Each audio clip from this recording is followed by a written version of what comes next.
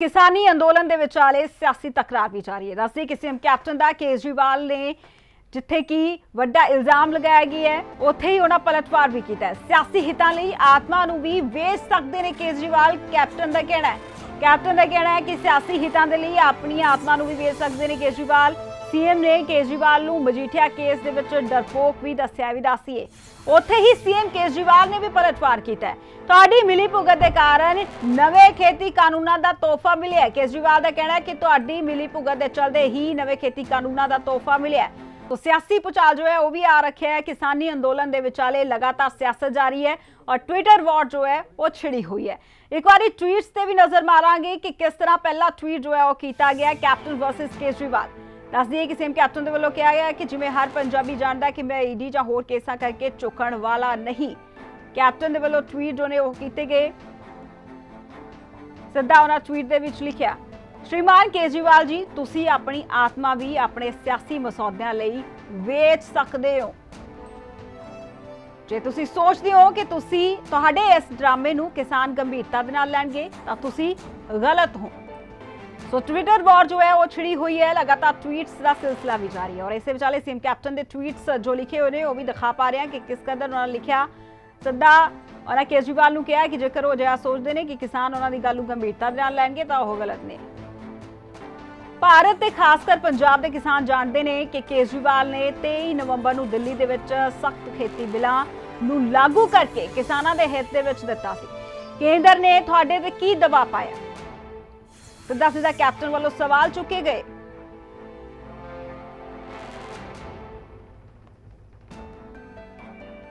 तो CM captain ने जिथे कि सीएम केजरीवाल ते सवाल चुके ने उथे ही खास तौर पर अरविंद केजरीवाल दे वालों किस तरह के ट्वीट किए गए ने, की पलटवार किया गया वो भी देखते हैं। तो दिल्ली के मुख्यमंत्री अरविंद केजरीवाल के वालों कहा गया कि तुसी उस कमेटी का हिस्सा सी जिन्हां दे वालों यह बिल पास किए गए। तुसी उस कमेटी का हिस्सा सी जिन्हां वालों यह बिल पास किए गए। अरविंद केजरीवाल ने भी पलटवार किया है। बाकायदा ट्वीट के राही उन्होंने लिखा है कि तुसी उस कमेटी का हिस्सा सी जिन्हां दे वालों यह बिल पास किए गए। सो खेती कानूनों को लैके ट्विटर वॉर जो है वो छिड़ी हुई है। Captain versus Kejriwal.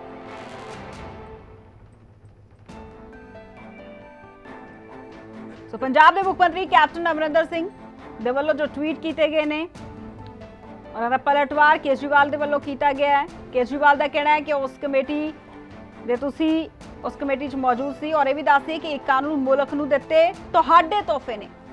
केजरीवाल का कहना है कैप्टन साहब बीजेपी आगू तुहाडे डबल स्टैंड ते इल्जाम क्यों नहीं लाउंदे जिवें कि ओह बाकी आगूआं ते लाउंदे सन।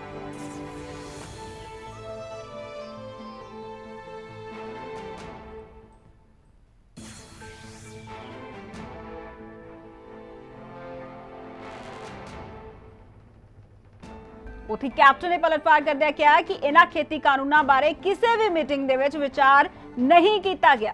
कैप्टन का कहना है कि इन्हां खेती कानूनों बारे किसी मीटिंग दे विच विचार नहीं किया गया। कैप्टन ने भी पलटवार करदे जवाब दिता है, तुहाडे वालों बार-बार झूठ बोलण ते यह नहीं बदलेगा। यह साफ है कि भाजपा मेरे ते कोई डबल स्टैंडर्ड नहीं लगा सकती क्योंकि मेरा उन्हां नाल कोई संबंध नहीं है जिवें तुहाडे नाल है। तुहाडे नाल गंढ तुप ते परचा जो पाउणा है।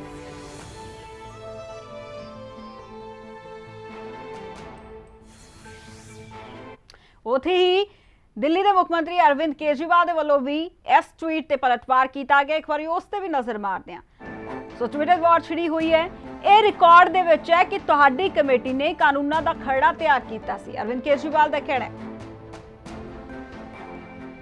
तुहाडे कोल इन्हां कानूनों नूं रोकण दी ताकत भी सी। इस मुल्क के लोगों को दसो कि केंद्र वालों अजिहे कानूनों बारे विचार किया गया, तुसी केंद्र नाल क्यों खड़े हो।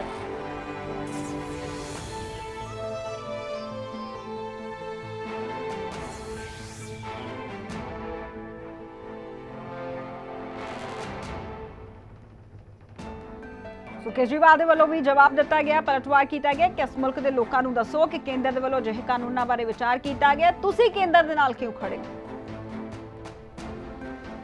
सो केंद्र दे नाल मिली भुगत के इल्जाम केजरीवाल के वालों लगाए गए ने कैप्टन ते।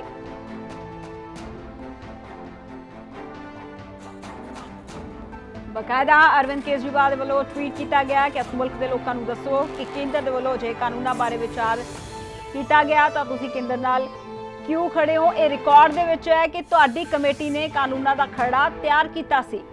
ਕੇਜਰੀਵਾਲ ਨੇ ਸਿੱਧਾ ਦਾਅਵਾ ਠੋਕਿਆ ਤੁਹਾਡੇ ਕੋਲ ਇਹਨਾਂ ਕਾਨੂੰਨਾਂ ਨੂੰ ਰੋਕਣ ਦੀ ਤਾਕਤ ਵੀ ਸੀ ਔਰ ਇਸ ਗੱਲ ਦਾ ਵੀ ਦਾਅਵਾ ਕੀਤਾ। ਨਾਲ ਇਹ ਵੀ ਪੁੱਛਿਆ ਹੈ ਕਿ ਇਸ ਮੁਲਕ ਦੇ ਲੋਕਾਂ ਨੂੰ ਦੱਸੋ ਕਿ ਕੇਂਦਰ ਵੱਲੋਂ ਜਦੋਂ ਅਜਿਹੇ ਕਾਨੂੰਨਾਂ ਬਾਰੇ ਵਿਚਾਰ ਕੀਤਾ ਗਿਆ ਤੁਸੀਂ ਕੇਂਦਰ ਨਾਲ ਕਿਉਂ ਖੜੇ ਹੋ।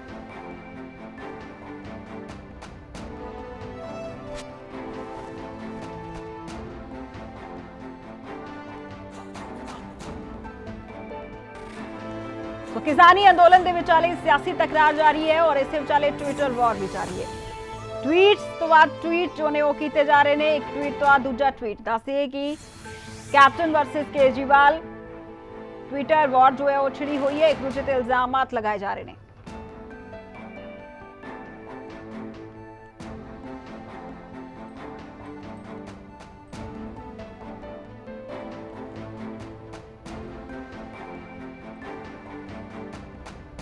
तो कुल मिला के कह लिया जाए कि सियासी भूचाल जो है वो आ रखे है, सियासी हितां लई आत्मा नूं भी ਵੇਚ सकते हैं केजरीवाल। जिथे कि कैप्टन ने इल्जाम लगाए उत्थे ही कैप्टन ने भी कहा है कि सीएम ने अंदाजे कि कैप्टन दे वल्लों केजरीवाल नूं मजीठिया केस दे विच डरपोक भी दस्सिया गया सी। उत्थे ही सीएम केजरीवाल दे वल्लों पलटवार किया गया कि तुहाडी मिली भुगत दे चलदे नवे खेती कानूनां दा इह तोहफा मिलिਆ।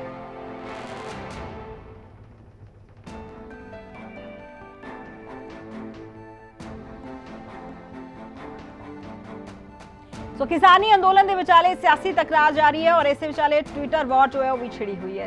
सीएम कैप्टन के वालों जिथे कि ट्वीट किया गया है केजरीवाल ते उन्होंने बड़े इल्जाम लगाए कि सियासी हितां दे लई अपनी आत्मा नूं भी वेच सकते हैं केजरीवाल, सियासी हितां दे लई मसौदियां दे लई आत्मा नूं भी वेच सकते हैं केजरीवाल। सीएम ने केजरीवाल नूं मजीठिया केस दे विच जिथे कि बीते कल डरपोक भी दस्सिया सी, उत्थे ही केजरीवाल ने पलटवार किया है कि तुहाडी मिली भुगत दे चलदे नवे खेती कानूनां दा इह तोहफा मिलिਆ।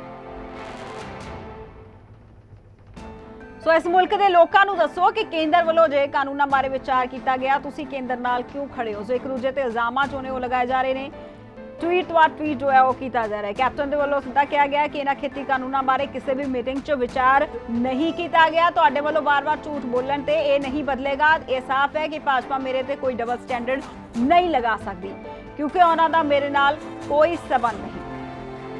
तो कैप्टन का वो ट्वीट दिखा पा रहा जो ट्वीट किया गया और आ सीधा लिखा है कि तुहाडे वालों बार बार झूठ बोलन ते ये नहीं बदलेगा। ये साफ है कि भाजपा मेरे ते कोई डबल स्टैंडर्ड नहीं लगा सकती। सो कांग्रेसी विधायक कुलदीप वैद साडे नाल जुड़े ने। वैद जी बहुत बहुत स्वागत है लिविंग इंडिया न्यूज़ से। किस तरह देखते हो ट्विटर वॉर जो है छिड़ी हुई है, केजरीवाल दे वालों सीधा कहा गया है कि captain they coal CM captain they कोल उस वक्त पावर भी सी और रोक सकते सी, खेती कानूनां दा खरड़ा उन्हां दे समय ही तैयार होया। केजरीवाल साहब ने झूठ बोलण दा ठेका लिया है। जे 2013 की गल करिए जिहड़ा अन्ना हजारे का अंदोलन सी जी ਉਹਦੇ ਵਿੱਚ मैं नाम गिनाउण लग्या मिसिस किरण बेदी, अज गवर्नर ने जी, मिस्टर वीके सिंह बीजेपी के मिनिस्टर ने, बाबा रामदेव बिलनीयर बन गए, अरबापति खरबापति बन गए, केजरीवाल साहब सीएम बन गए, प्रशांत भूषण इन्हां दे बिल्कुल क्लोज साथी सी।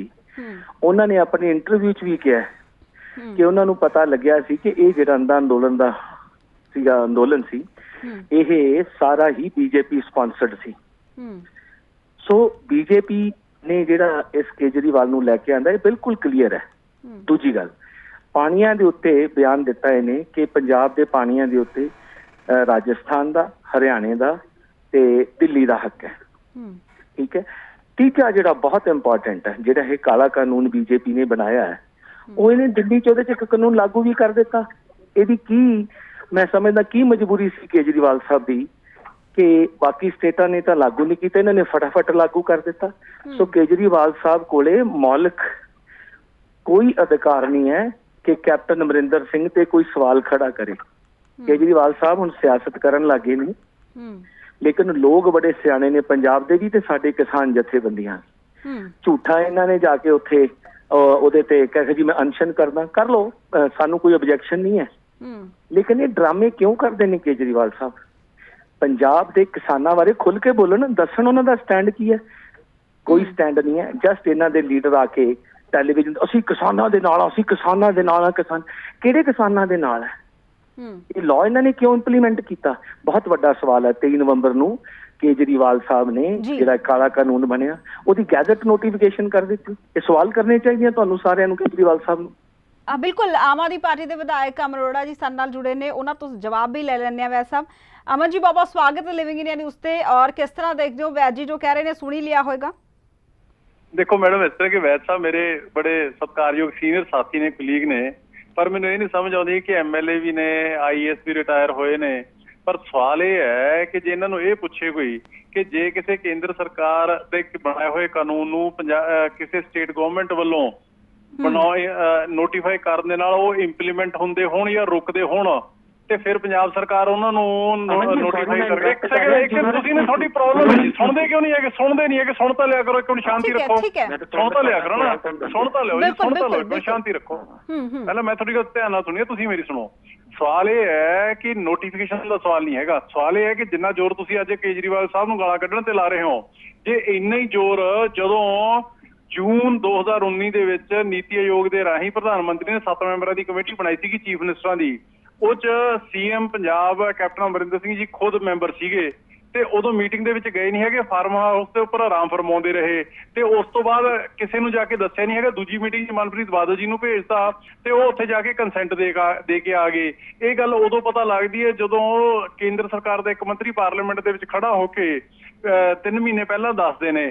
ਤੁਸੀਂ ਇੰਨਾ ਹੀ ਜ਼ੋਰ, ਵੈਦ ਸਾਹਿਬ, ਤੁਸੀਂ ਔਰ ਤੁਹਾਡੇ ਮੁੱਖ ਮੰਤਰੀ ਸਾਹਿਬ ਨੇ ਇੰਨਾ ਜ਼ੋਰ ਪਿਛਲੇ 1.25 ਸਾਲ ਦੇ ਵਿੱਚ ਉਸ ਕਮੇਟੀ ਦੇ ਵਿੱਚ ਜਿਹੜੀ ਬਣਾਈ ਸੀਗੀ ਪ੍ਰਧਾਨ ਮੰਤਰੀ ਨੇ ਨੀਤੀ ਆਯੋਗ ਵਾਲੀ, ਉਹਦੇ 'ਚ ਲਾਇਆ ਹੁੰਦਾ ਨਾ ਤਾਂ ਹੁਣੇ ਕਾਲੇ ਕਾਨੂੰਨ ਤੇ ਕਾਲੇ ਦਿਨ ਦੇਖਣੇ ਨਾ ਪੈਂਦੇ। ਸੋ ਇਸ ਕਰਕੇ ਕਿਰਪਾ ਕਰਕੇ ਤੁਸੀਂ ਇਹ ਸਾਰੀ ਜਿਹੜੀ ਗੰਦੀ ਔਰ ਛੋਟੀ ਰਾਜਨੀਤੀ ਹੈ ਇਹਨੂੰ ਛੱਡੋ। ਤੁਸੀਂ ਪੰਜਾਬ ਦੇ ਲਈ ਕੀ ਕੀਤਾ ਹੈ, ਕੈਪਟਨ ਅਮਰਿੰਦਰ ਸਿੰਘ ਨੇ ਕੀ ਕੀਤਾ ਹੈ, ਉਹ ਦੱਸੋ। ਤੁਸੀਂ ਪਿਛਲੇ ਟਾਈਮ ਦੇ ਵਿੱਚ ਜਿਹੜੇ ਵਿਧਾਨ ਸਭਾ ਦੇ ਵਿੱਚ ਲੋਕਾਂ ਨੂੰ ਬੇਵਕੂਫ ਸੁਣਦਾ ਲਓ, ਉਹਦਾ ਜਵਾਬ ਦਿਓ ਜਿਹੜਾ ਠੀਕ ਹੈ, ਠੀਕ ਹੈ ਵੈਦ ਜੀ, ਵੈਦ ਜੀ ਜਵਾਬ, ਠੀਕ ਹੈ ਵੈਦ ਜੀ ਜਵਾਬ ਚਾਹਾਂਗੇ ਜੀ।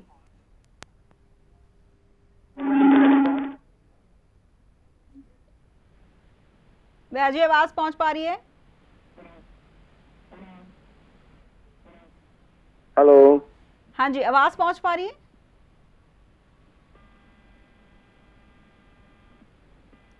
शायद कोई तकनीकी खामी आ रही है। बिल्कुल तकरार जो ने हो जा रही ने, हालांकि एक दूजे ते इल्जामात ਉਹੀ लगाए जा रहे हैं जिस हिसाब ਦੇ ਨਾਲ सीएम कैप्टन ਦੇ ਵੱਲੋਂ ਕੇਜਰੀਵਾਲ ਤੇ ਇਲਜ਼ਾਮ ਲਗਾਏ ਗਏ ਨੇ, CM ਕੇਜਰੀਵਾਲ ਦੇ ਵੱਲੋਂ ਉਹੀ ਪਲਟਵਾਰ ਕੀਤਾ ਗਿਆ। ਉਸ ਹਿਸਾਬ ਦੇ ਨਾਲ ਜੋ ਵਿਧਾਇਕ ਜੁੜ ਰਹੇ ਨੇ ਉਹ ਵੀ ਆਪਣੇ ਆਪ ਦੇ ਵਿੱਚ ਇੱਕ ਦੂਜੇ ਤੇ ਹੀ ਇਲਜ਼ਾਮ ਲਗਾਉਂਦੇ ਨਜ਼ਰ ਆਏ ਨੇ। ਹਾਲਾਂਕਿ ਸੱਚਾਈ ਕੀ ਹੈ ਇਹ ਵੀ ਜਾਣਨ ਦੀ ਕੋਸ਼ਿਸ਼ ਕਰਾਂਗੇ।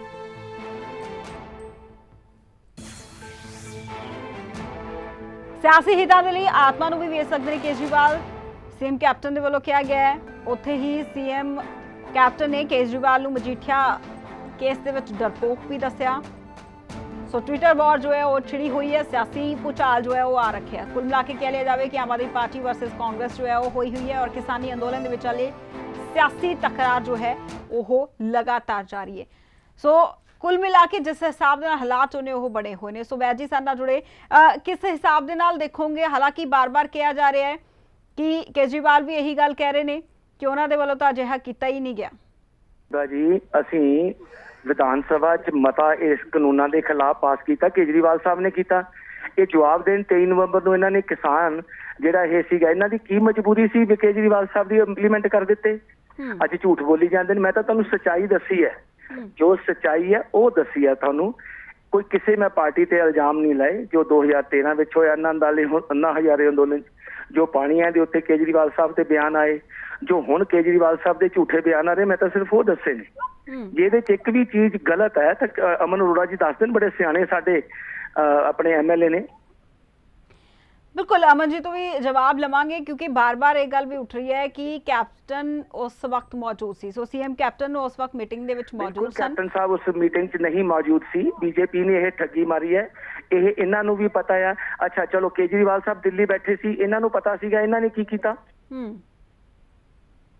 ਠੀਕ ਹੈ, ਅਮਨ ਜੀ ਜਵਾਬ ਚਾਹਾਂਗੇ। ਮੇਰੇ ਪਹਿਲਾਂ ਸਵਾਲਾਂ ਦਾ ਜਵਾਬ ਜ਼ਰੂਰ ਲਵਾਂ ਅਮਨ ਜੀ ਤੋਂ। शायद कोई तकनीकी खामी आ रही है, अमन जी नाल संपर्क नहीं हो पा रहा। परवेज जी बहुत जी जवाब ਉਹਨਾਂ ਦੇ ਕੋਲੇ ਜਵਾਬ ਦੇਣ ਦਾ ਉਹਨਾਂ ठीक है ठीक है ठीक है, बहुत बहुत शुक्रिया वैद जी साडे नाल जुड़न दे लई। सो कुल मिला के कह लिया जाए कि सियासी अंदोलन बनता होया जा रहा है। सो खेती कानूनों का रेड़का कदों खत्म होएगा यह कहना हाल की घड़ी मुश्किल जापदा, पर इस विचाले सियासी भूचाल जो ने सियासी तकरारबाजियां जो ने भी सामने आ रही हैं। एक दूजे ते इल्जाम लगाए जा रहे हैं खेती कानूनों को लैके।